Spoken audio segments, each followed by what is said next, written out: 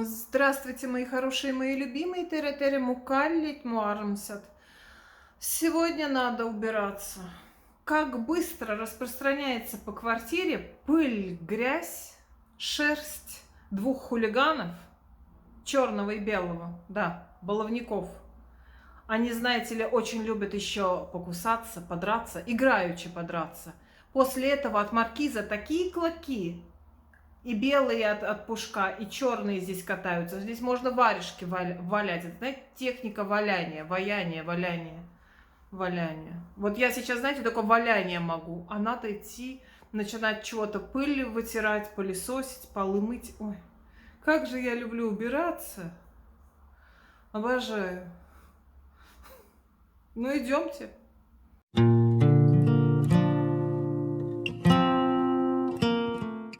Но убираться тоже надо. Начинаю вытирать пыль. Разбираться так по мелочи на полках. Надо пылесосить, надо мыть полы. Вы знаете, на даче было лучше. Там пол сделан, но застелен. Там только подмел и все. Там не надо было так. Нечего убирать было. А здесь опять... А здесь опять начинается. Опять начинается. Господи ты помилуй. Разбираемся в квартире, значит, в одном шкафу, в другом. Вот тут в столе разбираемся у Кристины. А теперь у нас квест. Найди кота. Найди кота. Убралась. Я счастливая, я считаю, что я герой. Знаете, когда намоешь сантехнику, когда намоешь зеркала, полы, вот сразу как-то так вот приятнее, хорошо, и чувствуешь, что ты герой. И все домашние смотрят на тебя как на героя. Но поскольку я убралась, теперь немножко поболтаю с вами, хоть посижу, отдохну. Расскажу вам наши новости. Что у нас нового? Ну, во-первых, у нас новостей две. Одна плохая, вторая хорошая. С какой начинать? Давайте начнем с плохой. Кристина, отходив 2 недели в школу, заболела. В последний день у них в школе там было типа субботника или что-то такое, где-то убирались, в общем, на улице, бумажки чего-то. И вечером не кашель, а осиплость голоса, голос сел очень у нее, температура, и, в общем... Школа пока накрылась, теперь она лечится дома. Вот у меня здесь всякие капельки стоят, всякие брызгалки в горло. Ну, в общем, сами знаете, как только начинается осень, начинаются вот эти вирусы, притащенные из детского сада, со школы. Хотя у Кристины, по сути, это не часто бывает, но, тем не менее, ходит со сиплым голосом, такая все. Вот. Но уроки теперь будет делать по... То, что в Еколе написано у нас электронный журнал. Кстати, никаких фотографий домашних заданий и отправлять их, как было при дистанционке, больше не надо. Ну, теперь по старинке, когда придет в школу, все занятия, задания, что задавали, типа проверят там, может не проверят. И, ну, чтобы не отстать, она занимается теперь дома. Ну, неделю точно придется сидеть, потому что насморк такой конкретный. Ну, что прям, знаете, вирус такой ярый вирус, просто раз за несколько часов температура, и все только как-то хоп, и готово. Недолго раскачивался он, в общем, навалился. Ну вот, что лечится. Вот, мы пока вроде держимся, но хотя мне тоже кажется, что что-то горло как-то так, не поймешь как. Это была плохая новость. А теперь хорошее. Кто нас смотрит давно, знает про нашу сагу о камине на дачу. А кто не знает, тем рассказываю. Мы, значит, реконструируем полностью дачу нашу, которая находится на Чудском озере. Полностью ее перестраиваем, меняем полы, вскрываем, в общем, все, абсолютно. И мы ждем камин. Камин разбили, сломали, сама лично ломал. И печку сломали, и камин сломали. И теперь устанавливаем современный камин. на даче, и мы его заказывали еще в апреле, как сказать, ну так, не то, что неофициально, но предоплату не делали. Надеялись на нашего каминщика. Там, в общем, не так все просто. Эта модель почему-то очень сильно востребованная. Каминщик нам помочь не смог. Мы заказали 8 июня официально с предоплатой этот камин.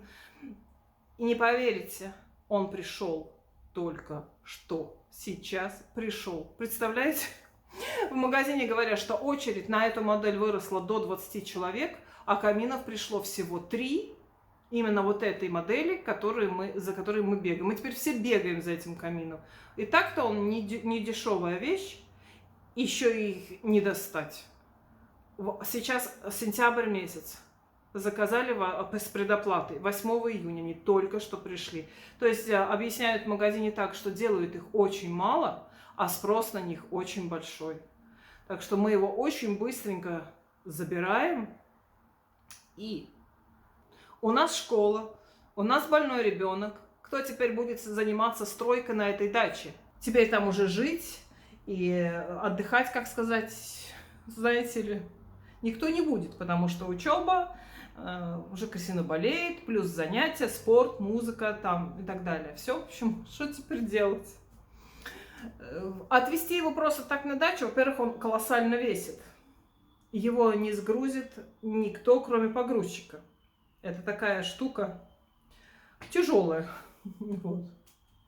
И потом, куда его там поставить? Просто так поставить дорогущую вещь. Дача, конечно, охраняется, но все-таки как-то странно, да?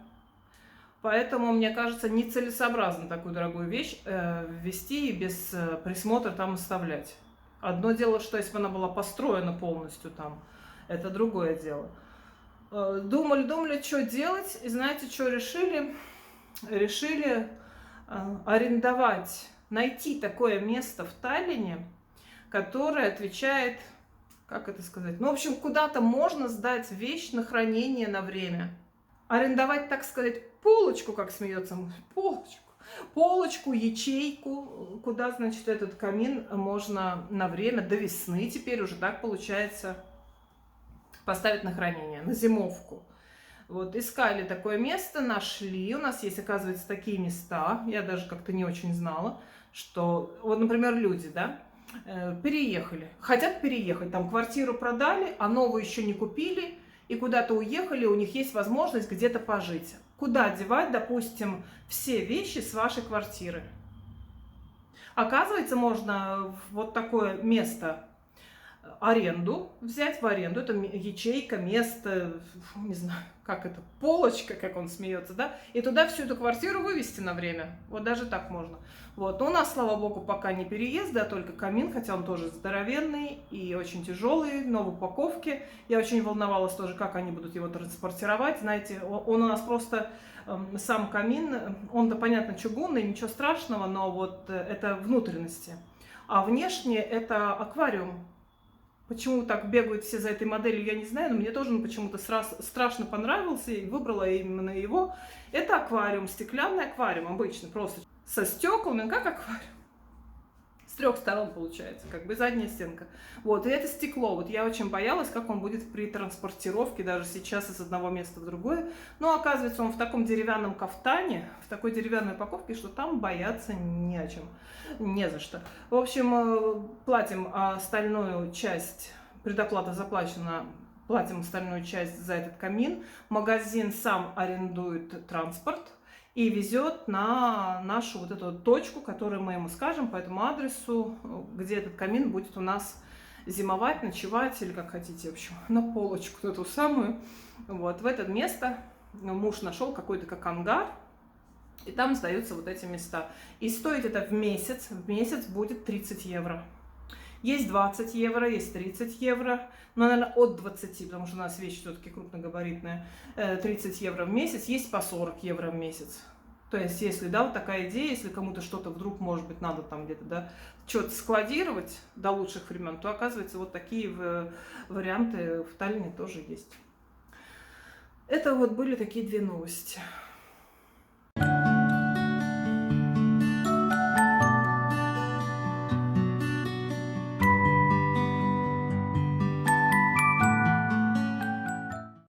Кстати, помните, мы с вами с Кристиной делали такую интересную елочку, не елочку, мы с вами выращивали кристаллы, которые купили в научно-развлекательном центре Ахав в Тарту, в городе Тарту в Эстонии. Кто смотрит, да? Мы с вами выращивали кристаллы, ставили елочку, заливали специальную жидкость, я вам показывала, мы с Кристиной делали.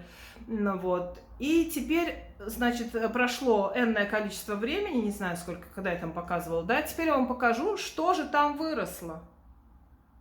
В общем, выросли у нас кристаллы. Запачкали нам пол подоконника. Ну, как вам сказать? Ну, наверное, это красиво, научно, с научного центра, ну, как-то это все так. Осыпается. Говорят, что если осыпается, можно в поддон подливать водички, будет цвести дальше. Ну, не знаю. Это мы с вами растили кристаллы, кто не смотрел видео. Ну, в общем, вот такое получается. А еще в этом же видео, когда мы делали с вами эту елочку, ну, Кристина делала, она начала собирать пазл 3D в виде башмачка, кеда или как-то там тосы. Помните, нет, кто смотрел? Для ручек, для этих, для карандашей, там, ну, подставка такая, пазл, ну, в 3D как бы такая. Смотрите, что у нее получилось. Она собрала его очень быстро. Я сейчас вам покажу. Здорово. Кристина вернулась к своему рукоделию. Продолжает делать эту собачку с этими с блестками и с иголочками. Я вам показывала, помните? Это хороший вариант для подарка. Раз, и вот здесь иголочка. В общем, красиво. Продолжает, она вернулась к своей работе. А вот тот самый сапожек, ботинок, ну, кроссовочка, да, который она сделала. И пазл 3D. Натуральная обувь. Вот. И в этот стаканчик сюда можно ставить ручки, карандаши. Вот такой 3D пазл она собрала. Очень довольная. Хорошенький, правда, такой ботиночек. Я к тому, что не за горами все эти праздники. И идея для подарка на Новый год, Рождество. Очень даже, правда? Для детишек. Вот. И занятие интересно.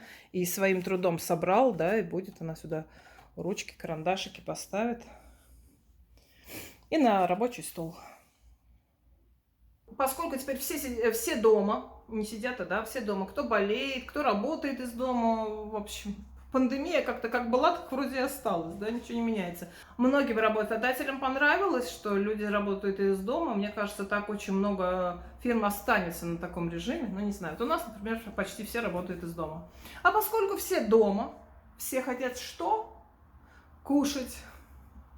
У меня есть мясной соус, что ли, ну да, мясной соус, а вот гарнира нет. Обычная картошка, рис, гречка уже никто не хочет, уже все фифа, и поэтому сегодня я сделаю просто картофельные котлеты. Я как-то хотела с вами сделать, как делала моя бабушка, да, прабабушка с белыми грибами, тогда мы с вами не сделали, а теперь сделаем. То есть не обычная картошка просто, а в общем-то то же самое, но только вид по-другому и называется по-другому. Картофельные котлеты.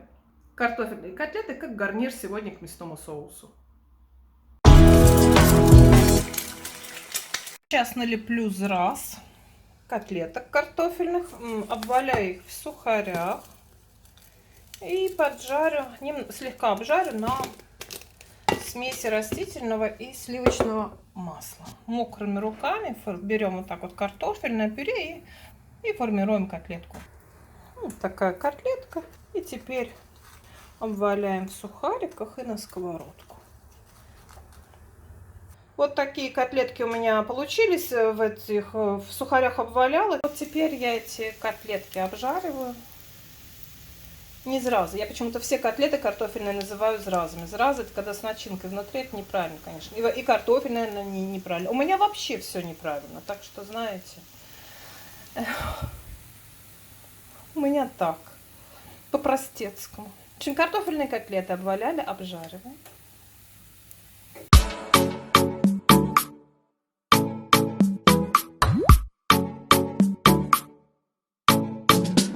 Я говорила вам, что у меня две новости. Одна плохая, одна хорошая. Все меняется. У меня 3 новости. Камин все так же хороший. И 2 плохие. Кристина заболела раз. Еще одна нарисовалась плохая новость. Сломался кран на кухне. Когда вот вы все это стоите, делаете, лепите, и что вы там только не на кухне, вы сами знаете, да, девочки, что такое на кухне. Каждую минуту вам нужна эта вода. И кран у нас каменный, что-то я его начала туда-сюда, и смотрю, что он течет, очень сильно течет. Течет, причем как-то из-под открывашки, там, где открываешь смеситель, течет. Муж пришел, подсокал языком, кран сломан. Беда.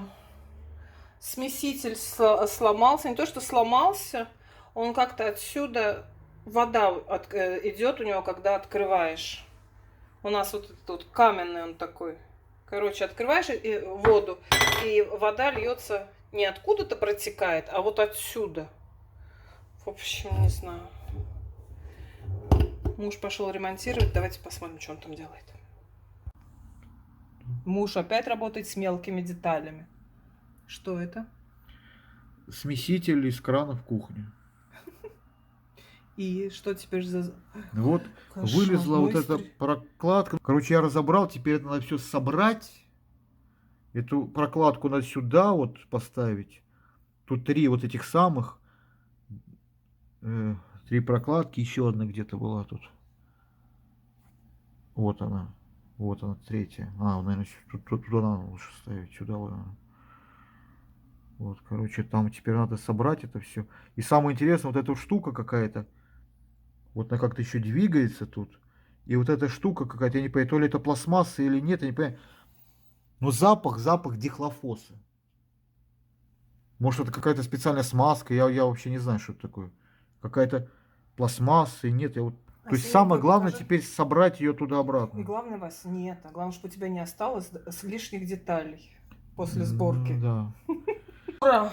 У нас заработал кран. Не представляете, какая здесь была беготня. В общем, прокладки те поставить старые не удалось. Муж ездил в специальный магазин, покупал новые. И все сделал. Такая умничка. У нас теперь все работает. Ура, ура. Кофе ему за это. Воду дали. Так хорошо.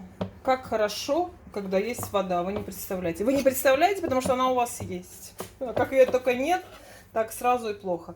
Отмываю свою вафельницу. Делали вафли, такая она вся грязная, старенькая, некрасивая. Сейчас вот стою, отмываю ее, отмыла. Вроде посимпатичнее стала. Очистила ее. Ну, какая светленькая стала.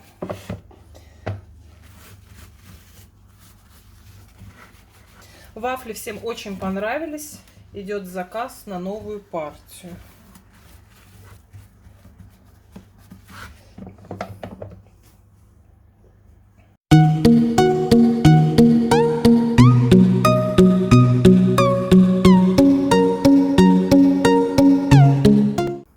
Ну, на сегодня вроде все. Спасибо, что смотрели. Подписывайтесь, пожалуйста, на канал. Ставьте лайки, не забывайте. Всего вам светлого, доброго, хорошего. Соседям тоже здоровья. Они так сверлят с утра до ночи. Солнышко в душе. Всем вам и до завтра. Пока-пока.